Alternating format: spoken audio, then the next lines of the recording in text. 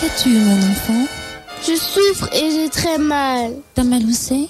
Ici, sur le côté. Top Santé, votre magazine sanitaire, présenté par Peggy Wabeno, tous les lundis à 14h. Rediffusion lundi 20h. Pour tout contact, Top Santé Top Congo @gmail.com ou contactez-nous au 082 280 1500. Top Congo FM, elle a tout d'une grande. Elle touche environ 1 personne sur 8 dans la ville de Kinshasa. Les maladies de rein constituent un véritable problème de santé publique dans notre pays et dans le monde, mais de nombreuses vies sont sauvées à travers le monde grâce notamment à la transplantation rénale. Nous allons nous pencher sur cette question dans cette émission au cours de laquelle nous allons également parler des maladies des yeux et des solutions innovantes de traitement avec notamment la greffe de la cornée. Chers auditeurs et auditrices de votre magazine Top Santé, bonjour et bienvenue à tous dans ce nouveau numéro. La problématique de la transplantation d'organes et la greffe des tissus en RDC, c'est là notre thème du jour. Nous allons aussi mettre un accent particulier sur la loi sur la transplantation d'organes et greffe des tissus qui a déjà été adoptée au niveau de la Chambre basse, de la Chambre haute du Parlement ici dans notre pays, mais qui est bloquée au niveau de l'Assemblée nationale. Pour aborder ces sujets, cette thématique qui regorge 2 sujets importants, nous recevons le docteur Serge Kabangou. Il est néphrologue, chef des départements et responsable du centre d'hémodialyse à l'hôpital central de référence de la police. Il est commissaire principal. Mon commissaire, bonjour. Bonjour, madame. Bienvenue, docteur. Merci. Juste en face de vous, nous avons le docteur Omar Kadiebwe. Lui est ophtalmologue au Maftang Hospital au Lesotho et George Hospital en Afrique du Sud. Il est spécialiste en chirurgie réfractive et cataracte. Ici à Kinshasa, il tient son cabinet d'ophtalmologie qui est la fondation Dr Omar Kadiebwe. Bonjour docteur. Bonjour madame. Vous allez bien? Très bien, merci. Merci beaucoup à tous les deux d'avoir accepté notre invitation. Alors, nous allons directement passer aux questions. La première question pour vous, docteur Serge Kabangou. Je rappelle que vous êtes néphrologue. Vous êtes donc médecin spécialiste des pathologies des organes en charge de l'élimination des déchets de l'organisme. On parle notamment des reins. Vous allez compléter si j'ai massacré quelque chose ou si j'ai oublié quelque chose. Donc, avec vous, nous allons parler de l'insuffisance rénale principalement. Alors, docteur, dites-nous d'abord c'est quoi les reins et quand est-ce qu'on parle d'insuffisance rénale? Merci beaucoup, madame Iragi plutôt, excusez-moi. Les reins, ce sont des organes comme d'autres organes.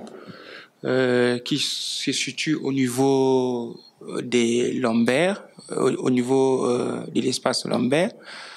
Il joue en fait 3 rôles principaux. Le premier rôle, c'est l'épuration des déchets. Le deuxième rôle, c'est l'équilibre, l'homéostasie. Donc il y a l'équilibre hydroélectrolytique, il y a l'équilibre acido-basique et l'équilibre phosphocalcique. Et le troisième rôle, c'est aussi une glande endocrine. Il sécrète des hormones. S'il vous plaît, docteur. Dans tous ces rôles-là, les initiés vous comprennent très bien, parfaitement, mais la maman, le papa, les jeunes qui n'est pas initié, comment il peut comprendre ça simplement? Ok. Pour faire simple, l'épuration des déchets, donc, il joue le rôle des nettoyeurs. Okay. Donc, il nettoie tout ce qu'il y a comme déchets des métabolismes, c'est-à-dire lorsque l'organisme utilise ce qu'il y a d'essentiel et ce qu'il jette là, c'est les reins qui les sortent dehors. Par exemple, si quelqu'un urine à côté, on sait savoir qu'on a uriné là parce qu'il y a l'odeur de l'urée que les reins a éliminé. Le deuxième rôle de l'équilibre, c'est comme le roulage. C'est-à-dire si les reins trouvent qu'il y a assez d'eau dans l'organisme, il élimine la bonne quantité. S'il trouve qu'il n'y en a pas beaucoup, il n'élimine pas beaucoup d'eau aussi. C'est pourquoi quand on boit beaucoup, on urine aussi beaucoup, par exemple. Et le dernier rôle, c'est un organe de commandement. Il commande aussi. Il sécrète des substances qui agissent à distance, qu'on appelle les hormones. Par exemple, l'érythropoïétine, qui participent dans la fabrication des globules rouges. C'est comme ça, quelqu'un qui a une insuffisance rénale, il peut avoir l'accumulation des déchets dans l'organisme. Et là, on fait les examens, comme les taux d'urée, qu'on va trouver que c'est élevé. Et ça peut entraîner les comas. Les malades peuvent commencer à vomir, tout ça à cause de ces déchets-là. Okay. Aussi, pour son deuxième rôle, qui est l'équilibre, si les reins ne sont pas éliminés par exemple de l'eau, la personne peut être en hypervolémie. Il a beaucoup d'eau dans l'organisme. Il peut faire même ce qu'on appelle l'OAP, l'édème aigu du poumon. Okay. Et il peut mourir d'une détresse respiratoire comme ça. Parce que donc, il n'arrive pas à uriner, par exemple. Okay. Et le dernier rôle endocrinien, les patients qui ont une insuffisance rénale peuvent aussi faire une anémie parce qu'ils ne savent pas produire les hormones, l'hormone qui participe à la fabrication du sang. Okay. Alors, on parle de l'insuffisance rénale lorsque les reins ne savent pas jouer ces rôles-là. Et parmi les maladies qui touchent le rein, il n'y a que l'insuffisance rénale ou bien il y a d'autres maladies aussi qu'on ignore et qui dérangent aussi nos reins? En fait, l'insuffisance rénale, c'est les terminus des maladies rénales. Okay. En fait, il y a plusieurs maladies qui entraînent l'insuffisance rénale. On a les plus fréquents, c'est les diabètes sucrés et l'hypertension qui entraînent plus l'insuffisance rénale chronique. Okay. Là, ça évolue progressivement. Et au début, on ne sait pas qu'on a une insuffisance rénale parce qu'il n'y a pas de symptômes. Les symptômes, c'est souvent au stade terminal. Mais on a aussi l'insuffisance rénale aiguë. Là, ça peut arriver de manière brutale. Et puis, la personne peut récupérer si on soigne normalement, on soigne bien. Mm-hmm. Et là, les causes, c'est souvent les infections sévères. On peut avoir une perte énorme des liquides, une déshydratation ou une hémorragie, ou aussi un obstacle. Par exemple, dans les cas des hypertrophies de la prostate, dans les cas un peu des myomes, tout ça, on peut avoir aussi un obstacle. Ça peut être une insuffisance rénale aiguë. Mm-hmm. Juste en passant, on interdit aussi souvent aux gens de garder des urines. Est-ce que ça aussi, ça peut entraîner ou ça peut influer sur les dysfonctionnements de nos reins? Oui, lorsque on garde souvent les urines, on favorise les stases. Cela peut entraîner aussi favoriser les infections lorsque les urines traînent trop. Et cela aussi peut aussi favoriser une insuffisance rénale aussi. Mm-hmm. Ça peut aussi participer. Mm-hmm. Et souvent, nous parlons aussi des calculs rénaux. Oui, les calculs rénaux font partie aussi des insuffisances rénales obstructives. C'est-à-dire qu'il y a un obstacle au passage des urines. Donc, il y aura augmentation des pressions qui vont empêcher la filtration. Nous allons revenir à vous, docteur. Le temps pour nous de voir docteur Omar Kadieboué. Je rappelle que vous êtes ophtalmologue, donc médecin qui diagnostique, traite et prend en charge des maladies et les troubles qui affectent la vue et les yeux. Avec vous, nous parlons de la greffe de la cornée en République démocratique du Congo. Je sais que c'est une matière encore nouvelle ici chez nous, puisque je pense qu'on n'en fait pas encore. Mais avant d'aborder ces sujets, docteur, dites-nous, quelles sont les maladies qui attaquent nos yeux? Ok, merci madame. L'œil, c'est comme un ballon. Un ballon, mais qui est placé sous forme... En fait, c'est un ballon comme un ballon de rugby. Mais on a une partie antérieure et une partie postérieure. Alors, la partie postérieure de l'œil, au fond de l'œil, on a la rétine. En fait, c'est la rétine qui nous aide à voir. Mais il y a la partie antérieure qui est composée des milieux transparents. Ces milieux transparents aident au passage de la lumière et dès que la lumière atteint la rétine, cette lumière est interprétée par le cerveau sous forme des images que nous voyons. Alors, parmi les maladies qui affectent souvent nos yeux, nous avons des maladies par ordre de leur fréquence. Il y a d'abord la cataracte. La cataracte, au fait, c'est une opacification d'un des milieux transparents qui est le cristallin. Donc, quand nous naissons, nous avons tous un cristallin. Et ces cristallins, avec l'âge, elle jaunit et elle devient opaque. Il devient opaque plutôt. Alors, une fois que le cristallin devient opaque, la lumière ne peut pas passer. Et l'information au niveau de la rétine va manquer. Et la personne ne voit plus. Vous avez dit quand on vieillit. Oui, rien Donc, qu'avec l'âge. Oui. C'est la avec l'âge sénescence. que Oui, ça, on ça a la arrive. cataracte. Donc, ce n'est pas possible de trouver un enfant qui souffre de cette maladie. Il est possible de trouver un enfant avec la cataracte, mais la grande majorité de ceux qui présentent la cataracte le font rien que par le vieillissement. En fait, c'est la règle. Autour de la cinquantaine, tous nous avons ou nous allons faire une cataracte. Alors, les cataractes au jeune âge est sous forme d'exception. Il y a au fait des gens qui peuvent naître avec une cataracte, des enfants qui peuvent développer des cataractes, mais qui sont des événements rares. Et il y a aussi des traumatismes qui peuvent entraîner la survenue des cataractes. Vous voyez, quand vous faites un accident de circulation, quand vous êtes électrocuté, la cataracte peut être là, mais ça fait partie des raretés. Mais tous, imaginez toute la population que nous sommes, à partir de la cinquantaine, nous allons faire une cataracte comme nous faisons la canicie. Vous voyez, ça devient... La canicie, c'est quoi? La canicie, c'est les cheveux blancs. Tous, nous l'avons parce que ceux qui vieillissent, ils ont ça. Alors, ceux qui vieillissent, ils auront une cataracte. Alors, imaginez qu'on ait deux yeux. C'est-à-dire que chaque fois que la population vieillit, si on a 100 millions de Congolais, il y aura au moins 200 millions de cataractes. Ce qui fait que la charge en termes de malvoyance due à la cataracte est très élevée. Et même mondialement, la chirurgie de la cataracte reste la chirurgie la plus pratiquée au monde. Oui, en fait, nous opérons le plus des malades que d'autres chirurgiens. Oui, les prostates, les APP, les appendicectomies viennent un peu moins parce qu'on a seulement une seule appendice, par exemple, pendant qu'il y a deux yeux. Et ce n'est pas tout le monde qui va faire des appendicites, mais avec la cataracte, rien que l'âge vous donne une cataracte.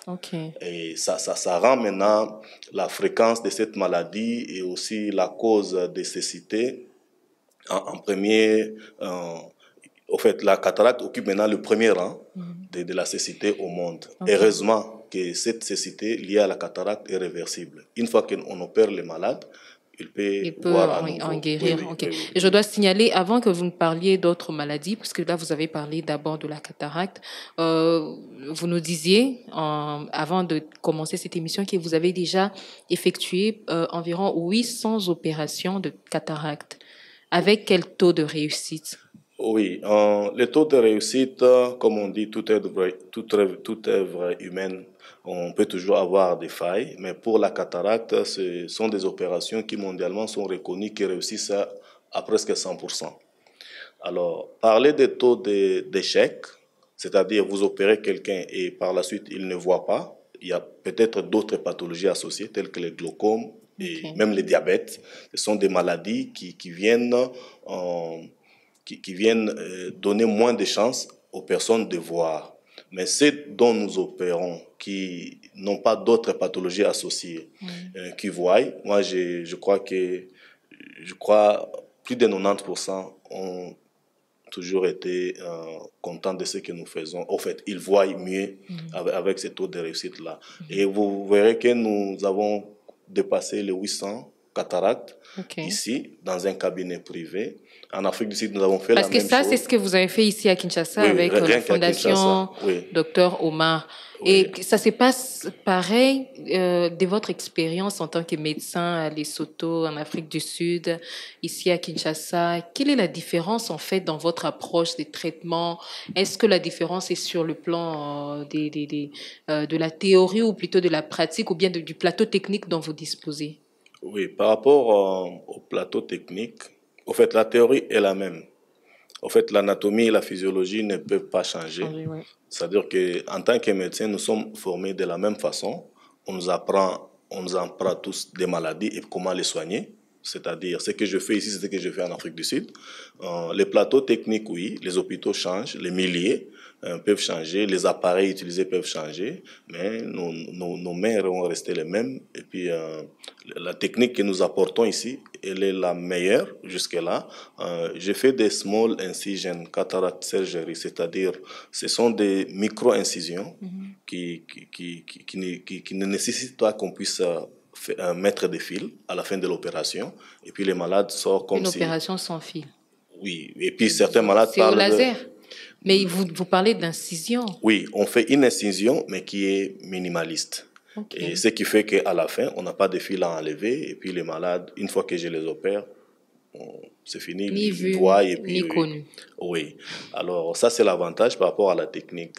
Mais à côté de la cataracte, il y a aussi d'autres pathologies. Exactement. Qui peuvent toucher la rétine ou les nerfs optiques. Et là, le mode de traitement change. On est sur la partie postérieure. Oui. Tel que moi, je ne suis pas chirurgien de la partie postérieure de l'œil, donc je ne m'occupe pas de la rétine, moins encore du nerf optique. Mais parce que la personne qui est devant nous veut voir, en tant que médecin, nous nous intéressons à lui donner le traitement qui peut l'aider au maximum. Okay. Alors, nous pouvons transférer les malades. Par exemple, celui qui a des problèmes au niveau de la rétine peut être transféré chez les chirurgiens appropriés. Et là, ici au pays, dans notre cabinet, nous ne pouvons pas les faire parce que là, il nous faut des caméras que nous n'avons pas pour la rétine. Donc, je n'opère pas la rétine. En ce qui concerne les nerfs optiques, au fait, la pathologie qui intéresse les nerfs optiques, qui abîme les nerfs optiques, souvent c'est le glaucome. Et avec les glaucomes, nous avons des équipements pour contrôler la tension oculaire. Et si la tension est... Les glaucomes, si vous pouvez rappeler, c'est quoi l'effet du glaucome sur... Oui, le glaucome, en fait, c'est une maladie qui est une neuropathie optique, c'est-à-dire que c'est une maladie qui s'attaque aux nerfs optiques par le fait d'une pression élevée dans l'œil. En fait, c'est une hypertonie, une hypertension dans l'œil. Alors, si la pression intraoculaire reste élevée pendant longtemps, il va détruire les nerfs optiques. Et nous avons des équipements pour mesurer cette tension et puis nous pouvons suivre les malades pour qu'ils pour que les nerfs ne s'abîment pas. Mais malheureusement, pour ça, le traitement est à vie. Et le traitement est à vie, donc le malade est obligé de mettre des gouttes toute la vie pour prévenir la destruction du nerf optique. Okay. Alors, nous pouvons aussi opérer le glaucome. Nous pouvons opérer le glaucome pour essayer de minimiser la quantité de médicaments. Parce que c'est bien de dire que le glaucome, il faut des médicaments à vie, mais parmi nos compatriotes, nous n'avons pas tous les mêmes moyens pour... Un traitement à vie, forcément, oui, ça coûte cher. C'est-à-dire, toutes les 2 semaines, $20 pour acheter des colliers, tous nous n'en avons pas. Beaucoup. Alors... il faut, pour certains patients, les opérer pour essayer aussi de minimiser les coûts des médicaments. Okay. Alors, l'autre pathologie qui est aussi fréquente, c'est quand la partie antérieure, la partie la plus antérieure de l'œil, que nous appelons la cornée, parce que c'est au fait la capsule de l'œil, dans la partie antérieure, qui bombe comme un verre de montre devant notre œil. C'est ce que nous voyons comme le noir de l'œil là. En réalité, il est transparent et derrière il y a l'iris. Okay. Et nous voyons comme si l'œil est noir au milieu. En réalité, il est hyper transparent et à l'intérieur il y a l'iris. Okay. Alors cette cornée est transparente et il doit faire passer la lumière. Mais quand la cornée devient opaque, vous voyez, avec la cataracte, on dit quand les cristallins deviennent opaques, c'est la cataracte, on opère. Mais par rapport à la cornée, quand la cornée devient opaque, il faut aussi un traitement. Mais en ce moment-là, le traitement dépend de la couche qui est atteinte et très souvent, nous sommes obligés de recourir à un remplacement de la cornée. Pour la cataracte, nous remplaçons les cristallins naturel par une lentille intraoculaire qui est au fait un cristallin artificiel. Il est artificiel. Oui, ça existe et puis on met dans l'œil tous les patients qui viennent nous. C'est plus facile à trouver. Oui, plus facile, à coût abordable et puis tous les malades de cataracte, ils ont des lentilles dans les yeux et puis ils voient mieux. Mais par rapport à la cornée, on n'a pas de cornée en plastique il faut trouver des cornets, des morceaux de cornets chez d'autres personnes pour aller greffer chez ceux qui ont des problèmes de façon définitive au niveau de la cornée. Je dis de façon définitive parce qu'il y a des maladies de la cornée qui peuvent aussi se soigner et d'autres, quand ils cicatrisent très mal, on est obligé d'aller couper, comme le font les cordonniers. On coupe la partie lésée et puis on peut remplacer par la partie saine qui provient d'un autre être humain. Ok, c'est un peu comme Kobamba. Oui, c'est ce qu'on appelle la greffe de la cornée. Oui. Au fait, dans tout ce que je viens de dire ici, vous voyez, les cristallins opaques, on opère la cataracte. Pour les nerfs optiques, on peut opérer, on peut donner des médicaments et puis essayer de sauver. Pour la rétine aussi, on peut faire des chirurgies. Maintenant, par rapport à la cornée, c'est le seul élément qui nécessite un remplacement d'un tissu venant d'une autre personne ou d'un autre être. Oui, okay. Oui. Là, c'est même là toute la question de cette émission aussi. Alors, docteur, mais avant qu'on puisse approfondir cet aspect-là, on voit beaucoup les petits-enfants de nos jours, les enfants de moins de 10 ans qui mettent déjà les lunettes, on parle des myopies, on parle de ceci. C'est quoi la maladie la plus répandue et qu'on voit même chez les petits-enfants? Oui, au fait, par rapport aux lunettes, au fait, comme j'ai dit là, l'œil est fait des milliers transparents et l'information doit passer clairement jusqu'au niveau de la rétine et être interprétée par le cerveau sous forme des images. Et les images doivent être nettes et claires. Alors, chez les enfants comme chez les adultes, quand les images ne sont pas claires, de près ou de loin, nous nous plaignons. Alors, pour donner une bonne qualité de vie à la personne qui se sent moins à l'aise ou moins confortable par rapport à un métier. Vous voyez, par exemple, souvent les enfants, quand ils vont à l'école, ils peuvent te dire « je ne vois pas bien au tableau ». Vous voyez, ils voient, mais au tableau, ils ne parviennent pas à voir. En ce moment-là, il faut résoudre ces problèmes-là. Il arrive parfois, il y a certains enfants qui peuvent même se battre à l'école pour dire que moi, je vais seulement être au premier banc là, m'asseoir devant. Oui. Et les profs peuvent, par exemple, revenir pour dire non, toi, tu te mets là-bas. Ils vont se battre parce qu'ils savent que si je rentre un pas en arrière, je ne sais pas voir au tableau. Et la bonne solution, c'est d'aller trouver une solution, donner des lunettes à cet enfant-là qui peut même rester très loin derrière et puis voir très bien au tableau. Et puis il y a ceux qui ont aussi des problèmes pour voir très nettement les écrits. Chez les enfants comme chez les adultes. Alors pour ça, il y a des lunettes qui sont là comme des solutions.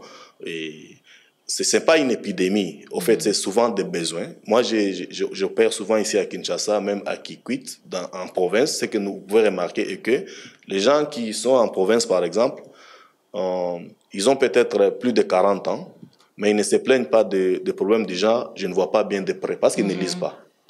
Mais à Kinshasa, parce que nous lisons, nous avons tous des petits téléphones, nous nous plaignons de ne pas voir de près.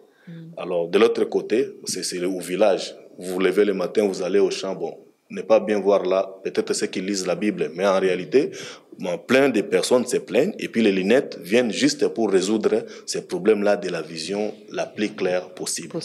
Merci beaucoup docteur Kadieboué. Mais je dois préciser aussi que quand même, toutes ces maladies s'accompagnent des plaintes, de certains symptômes, même au niveau des yeux.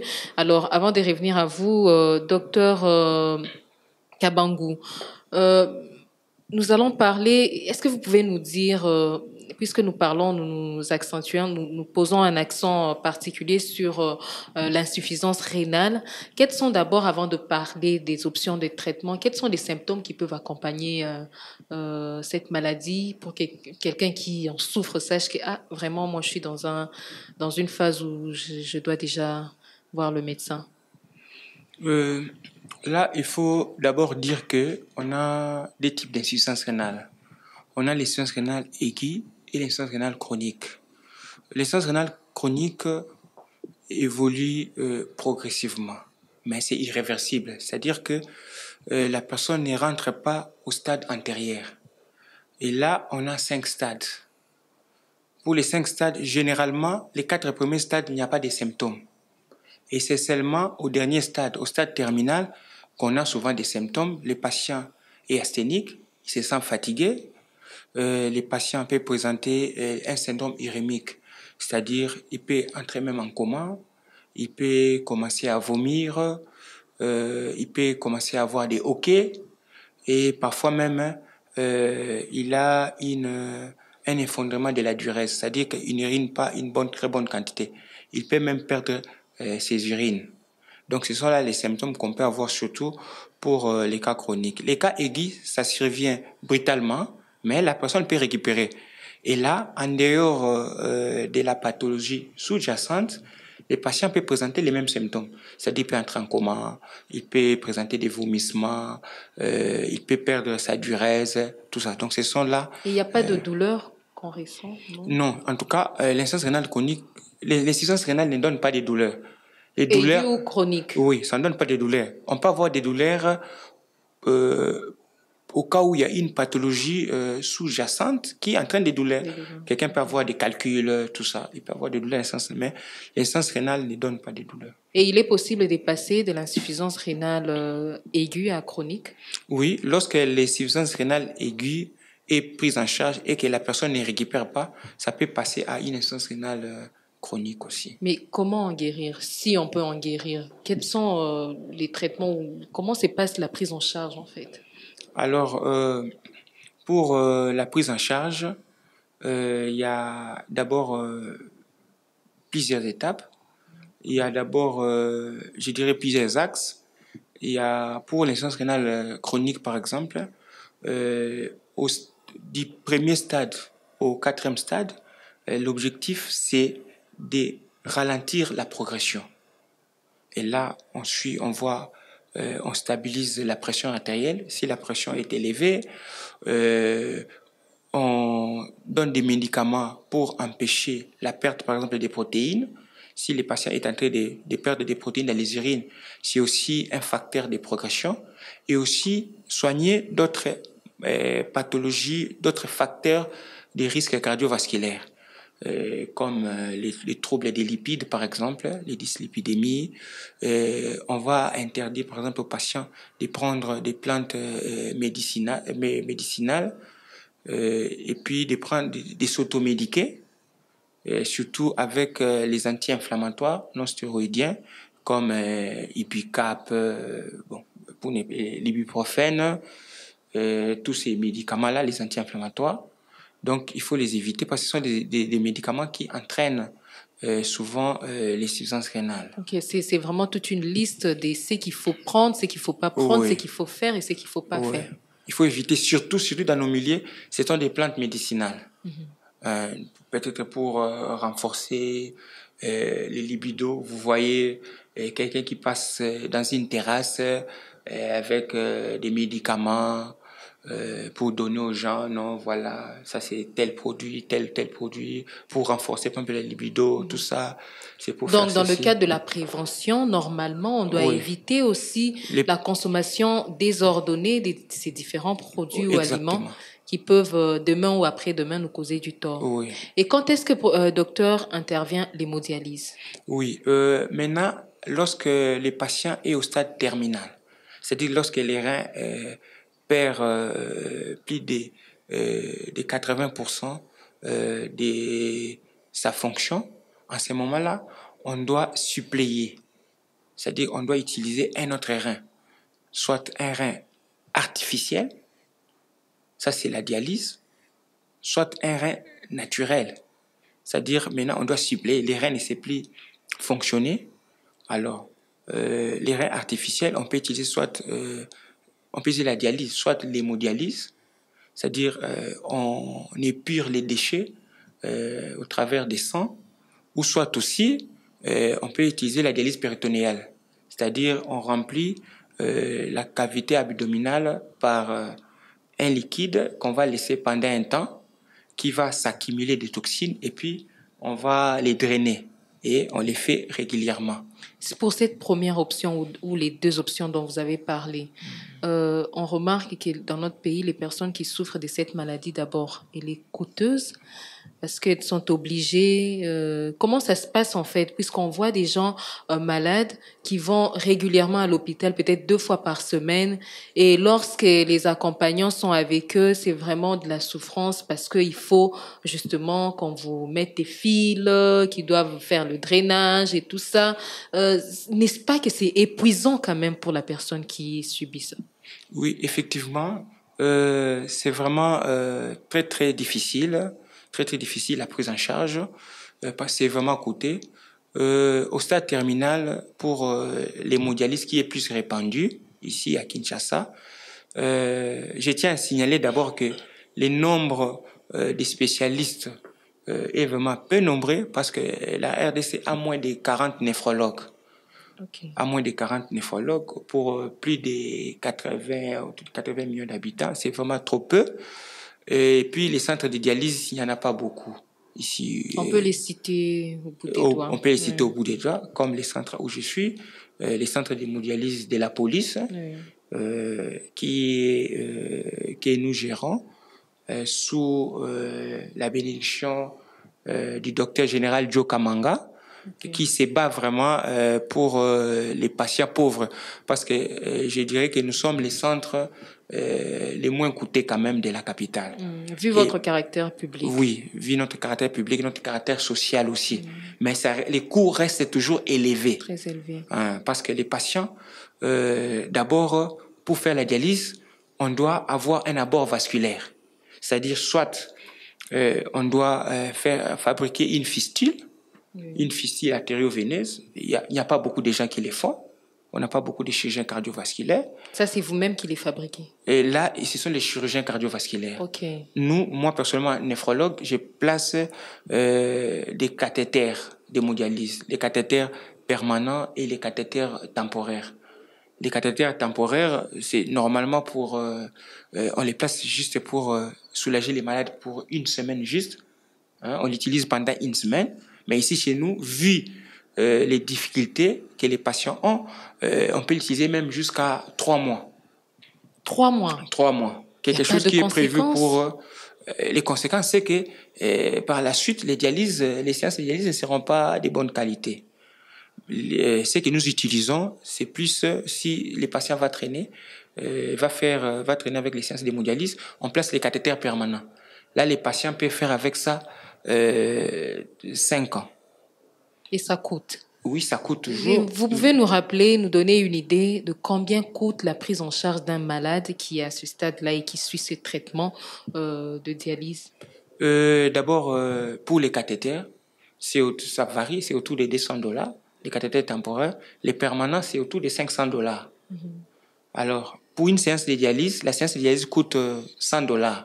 Sans compter les bilans que les patients peuvent réaliser. On peut lui demander l'hémogramme, on peut faire les contrôles de la fonction rénale, donc urée, créatinine, et puis rechercher aussi d'autres complications. Oui, ça, on le fait aussi régulièrement. Et les séances, c'est combien de fois la semaine? Normalement, c'est 3 séances par semaine. Mon Dieu.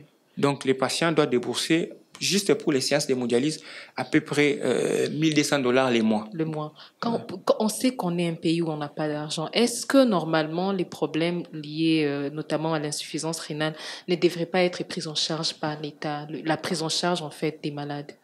Oui, normalement, c'est ce que nous plaidons. C'est ce que nous plaidons. Si l'État congolais pouvait subventionner quand même, ça va aider la plupart des patients.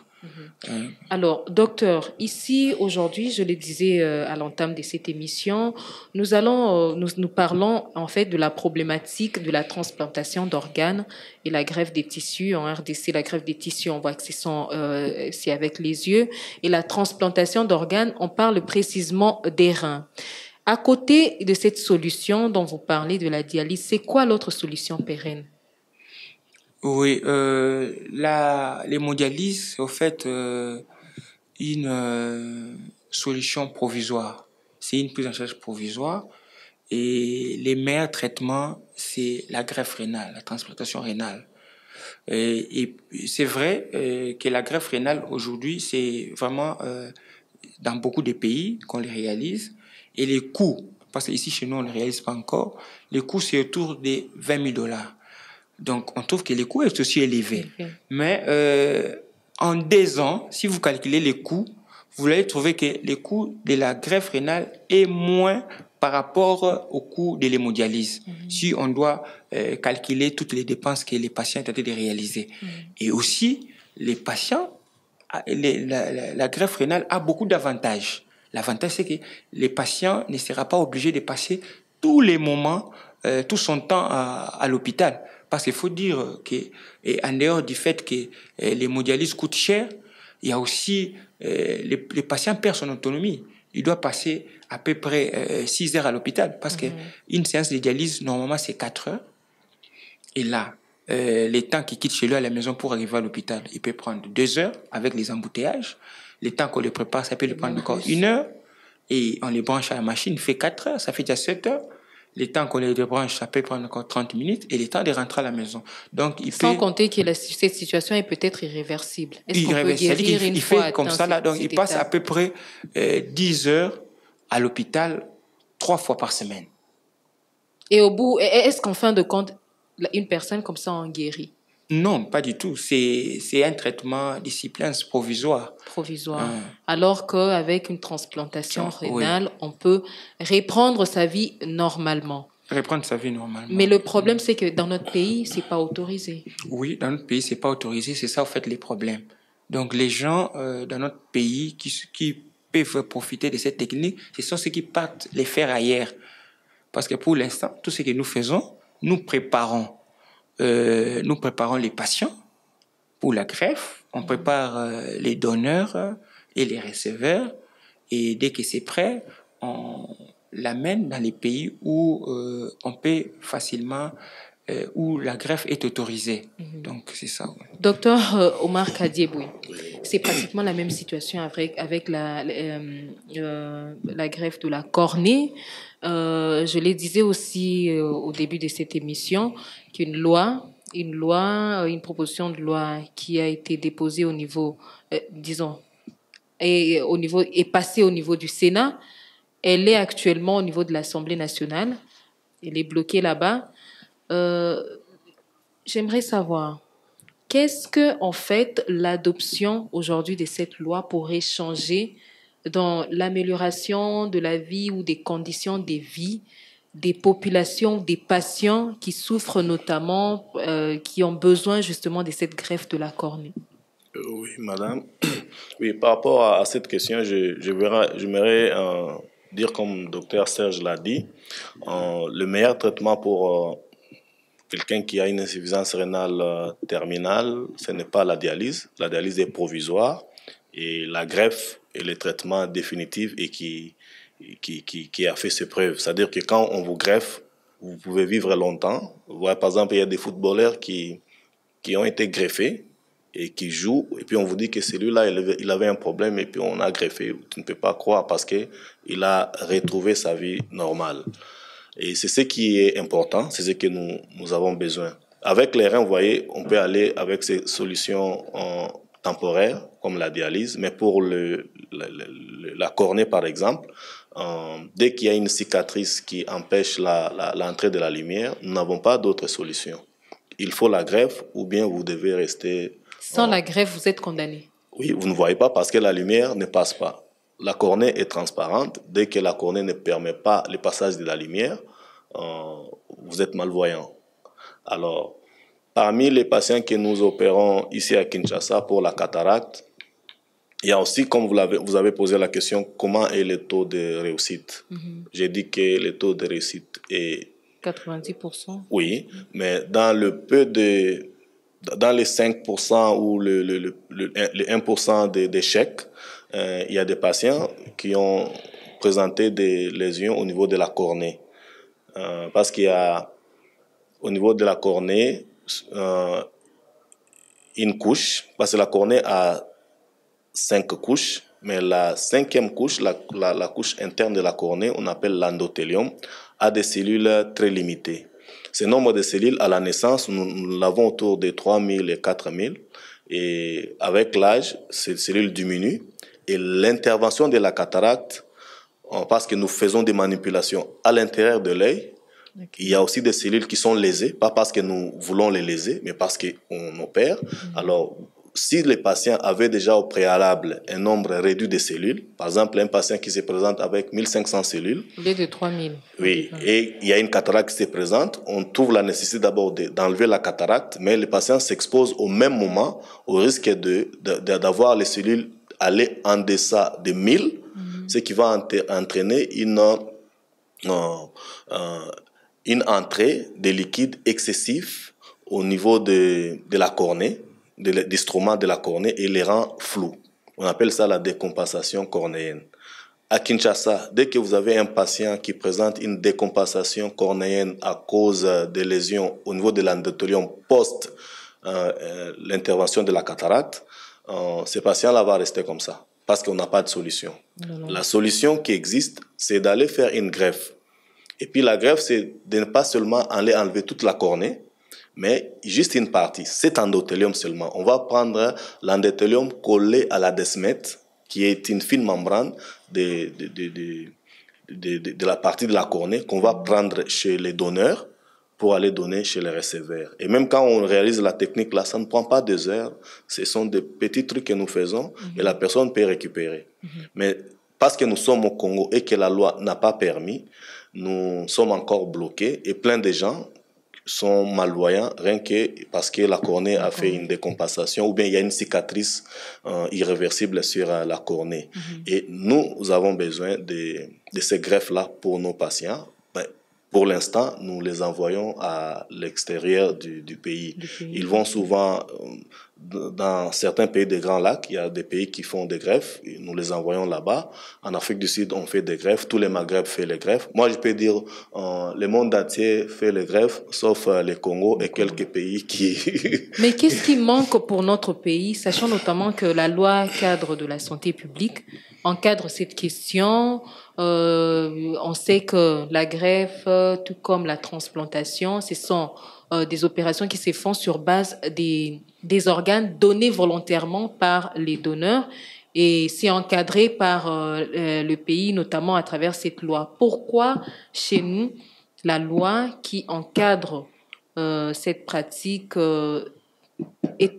souffre encore de ces blocages-là?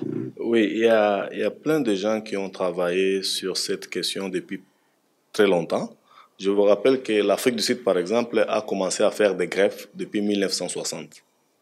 Et ils ont réussi à le faire. La greffe, c'est... Depuis 1960, oui. Pendant que nous, on accédait à l'indépendance. Oui, et puis là, ils greffaient le cœur. À l'université de Cape Town, en 60, ils peuvent déjà greffer le cœur. Imaginez. Les reins... ça réussit toujours et puis ça donne de bons résultats. Alors, les poumons, on greffe les poumons. Plein de parties du corps sont greffées dans le monde avec succès. Et pour dire que 60 ans durant, nous étions en retard. Mais l'université de Lubumbashi, comme l'université de Kinshasa, en fait, le ministère de la Santé travaille en coulisses.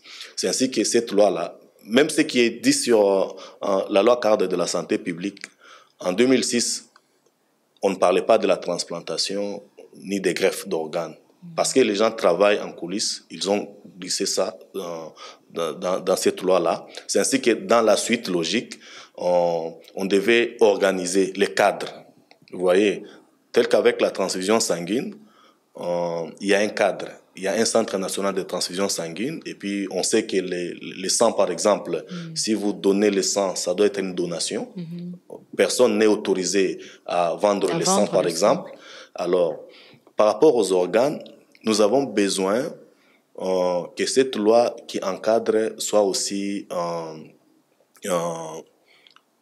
réglementée, si je peux faire cette tautologie-là. Oui. C'est-à-dire, on doit savoir qui est autorisé à prélever des greffes, quel hôpital prélève des greffes, où sont les équipes, et puis on doit avoir quelqu'un qui représente l'État en cette matière-là, comme un directeur national qui s'occupe de la transplantation. Comme avec la transfusion sanguine. Oui. On doit avoir des responsables. Si cette loi ne passe pas, aujourd'hui, il y a des personnes qui pouvaient être sauvées, qui vont mourir, parce que on n'aura pas laissé passer cette loi pour promulgation. Oui, et puis la loi, là, malheureusement, le Sénat, vous voyez déjà les sénateurs, de la République, la législature a passé.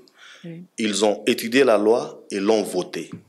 Mais au niveau de l'Assemblée nationale, la Chambre basse, il y avait au fait un bruit dans la ville ici où on disait les gens vendent des reins, on est en train de tuer des gens. On ne sait pas si c'était un montage. Mais pendant que cette loi devait quitter le Sénat pour descendre à l'Assemblée nationale, ce bruit-là est passé. Et puis, quand la loi devait être discutée au niveau de l'Assemblée nationale, un député est passé pour diaboliser la transplantation, les confondant avec les trafics d'organes. Est-ce que ce n'est pas l'inquiétude n'est pas légitime, sachant notamment que dans notre pays, on a beaucoup de problèmes? Est-ce que déjà, on a le plateau technique qui va avec? Oui. Est-ce qu'une fois adopté, ça sera réellement suivi? Est-ce que ça ne va pas ouvrir la porte à d'autres dérapages? Oui. Et puis, le cadre de la santé publique de notre pays, déjà, parle aussi, il condamne les trafics d'organes. Vous voyez, il existe un trafic d'êtres humains, mais la DGM régule la migration. Les entrées et sorties est régulée par la Direction générale des migrations. Entre-temps, on constate aussi qu'il y a des trafics des êtres humains. Maintenant, ici, nous parlons de la transplantation, qui est une pratique salvatrice et qu'on doit légaliser, et à ne pas confondre avec les trafics d'organes. Au fait, le trafic d'organes, dans un pays tel que le nôtre, où la population n'est même pas informée sur l'existence de la possibilité de transplanter. Vous voyez, si vous circulez dans cette ville, à côté des pharmacies et des boutiques, vous avez des petits cabinets où les gens vont dire Canada, États-Unis, tout ça, les gens vont aller à l'étranger. Mais nous ne savons pas ce que ces gens-là font de nos compatriotes une fois qu'ils sont à l'étranger. Surtout que tous ces pays-là font la pratique de transplantation légalement. Alors, on devait avoir plutôt d'inquiétude sur ces points-là et réguler aussi la matière du point de vue interne pour que les gens sachent qu'on peut transplanter. Donc, si on me déplace dans un pays étranger, peut-être on peut aller pratiquer mon corps autrement, par exemple. Mais parce qu'on n'en parle pas et puis nous sommes dans le flou. Et l'autre côté, par rapport à la pratique, au trafic d'organes, c'est quand vous avez le plus grand nombre de réfugiés. Vous voyez, le Congo, avec 30 ans de guerre, nous sommes peut-être, après la Syrie, le deuxième pays au monde qui compte beaucoup de compatriotes qui sont à l'étranger. Et les gens qui sont vulnérables à l'étranger, ce sont eux-mêmes et ceux-là qui sont le plus victimes dans le trafic d'organes. Vous voyez, c'est-à-dire que le problème est ailleurs. C'est quand nous nous déplaçons que nous devenons vulnérables. Mais à l'intérieur du pays, cette loi ne peut que sauver des vies et de vues en termes de vision, parce que on va pas prélever chez des gens qui ont besoin de voir aller prendre l'air corné, mais nous attendons que la personne meure ou soit mourante pour que nous puissions prélever avec son consentement. Donc, il fait une donation. Et la loi cadre de la santé, telle qu'est publiée par le président de la République en 2018, dit clairement que un Congolais a le droit de dire que je donne mes organes après ma mort et que sa famille n'a pas le droit de s'opposer, surtout si ce consentement est écrit. C'est-à-dire que si je meurs aujourd'hui et que j'ai laissé un testament pour dire que à ma mort, j'autorise le médecin à récupérer mes organes pour servir d'autres personnes, sa famille n'a pas le droit de le faire. Et la loi va même plus loin avec les personnes qui sont dans l'incapacité de décider. Oui, même pour les enfants. Donc, oui. Maintenant, vous voyez, cette loi-là, cadre de la santé, est un peu généraliste. Mais c'est la loi qui est bloquée au niveau du Parlement, la loi qui a été déjà adoptée au niveau du Sénat, il donne plus de pistes. Au fait, il régule la question de la transplantation. C'est le professeur Kaumba qui portait la loi. Et quand ça a été adopté au Sénat, c'était très bien fait avec tout ce qui va avec. Mais là, docteur, puisque nous sommes vraiment déjà, le temps nous imparti touche pratiquement à la fin, il y a une question qui me vient à la tête. Est-ce qu'on ne sera pas buté à un autre problème? Peut-être qu'il faut déjà travailler là-dessus. C'est que la population congolaise ou l'africaine, de façon générale, n'a pas cette culture des donations.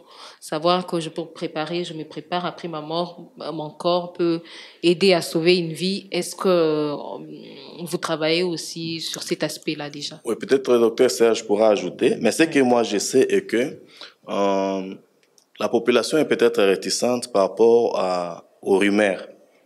Mais si la bonne information passe, elle va aussi prendre... Vous voyez, quand nous donnons le sang, nous les donnons parce que nous voulons sauver quelqu'un. Et de la même façon, quand nous allons donner des organes, ça sera pour aussi sauver des vies, ça sera différent.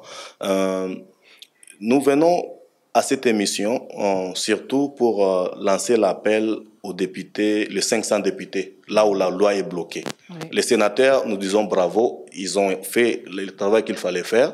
Maintenant, au niveau de l'ensemble basse, de la chambre basse plutôt, où la loi a été diabolisée, confondue avec le trafic d'organes et bloquée, nous leur demandons de sortir la loi des tiroirs, de relire, d'en débattre et de l'adopter. Ils ne peuvent que adopter cette loi parce que demain, c'est peut-être eux le patient.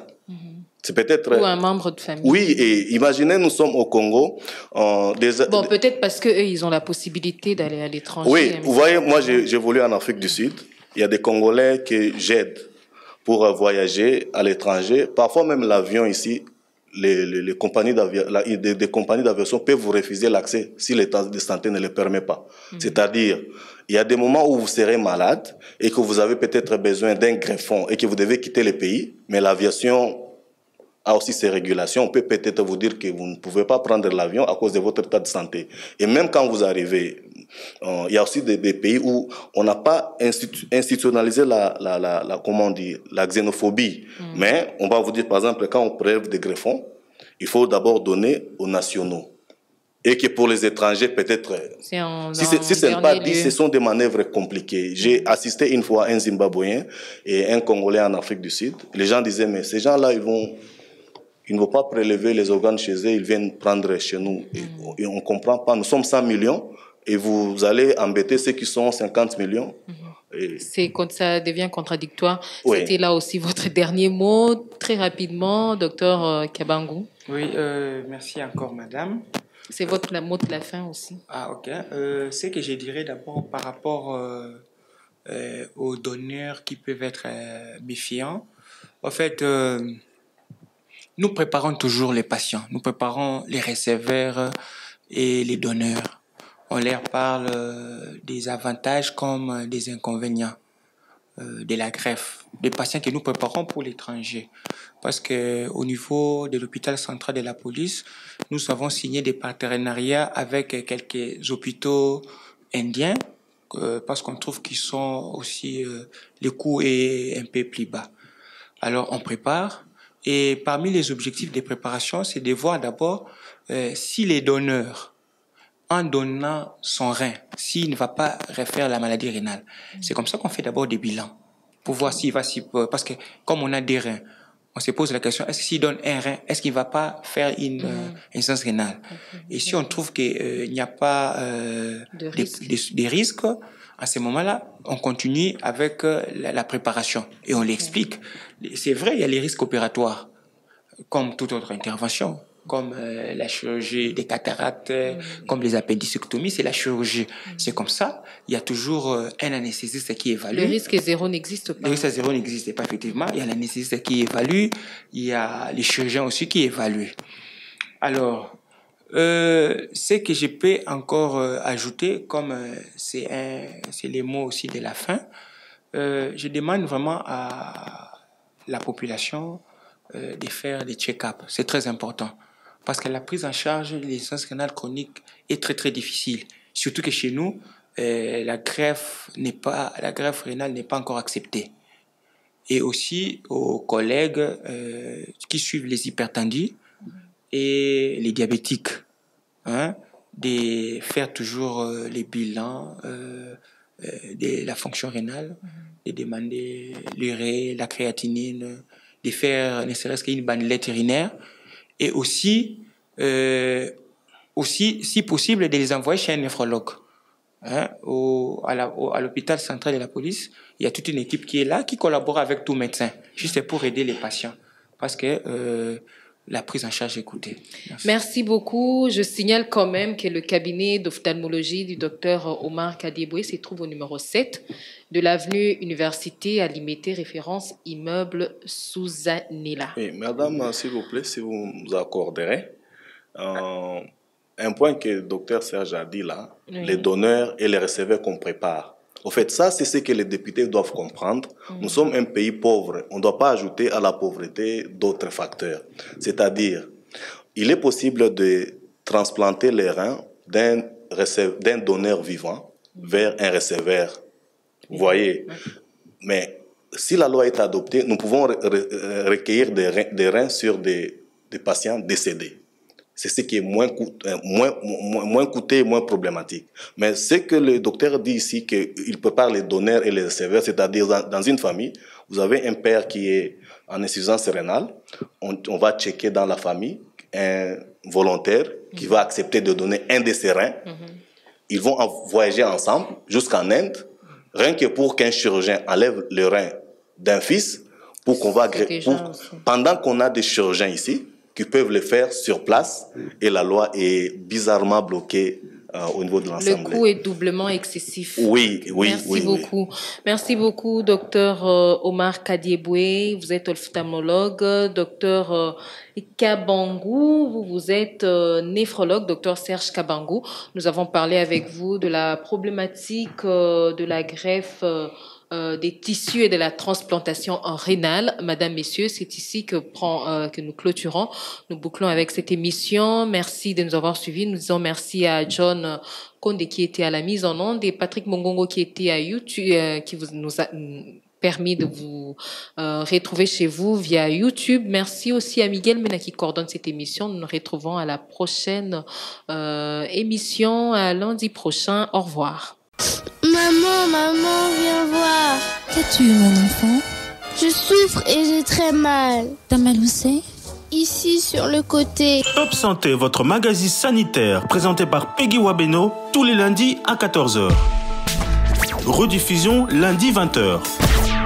Pour tout contact, Top Santé topcongo@gmail.com ou contactez-nous au 082 280 1500. Top Congo FM à la toute d'une grande.